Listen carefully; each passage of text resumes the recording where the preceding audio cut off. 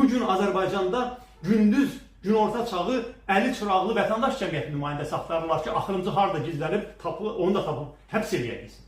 Bu vəziyyətdə necə bütün ölkənin taleyini ancaq 5-10 min nəfər fəal müxalifətçidən tələb eləmək olar? Biz zaten öz təcrübəmizdə dəfələrlə cəhd eləmişik. Bilə-bilə ki, bu 10 minlərlə insanın mübarizəsi ilə bu dəyişməz, avtoritar rejimi dəyişmək üçün daha böyük qüvvə lazım. Amma bir neçə dəfə biz cəhd eləmişik.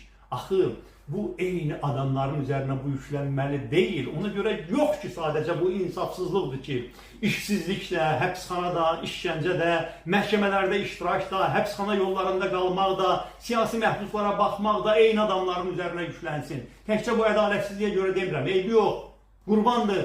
Bütün hamısı millətimizə, bütün əziyyətləri biz çəkək. Amma bu mümkün deyil axı. 5, 10, 15 min adamla 10 milyonluq ölkəni xilas eləmək mümkün deyil.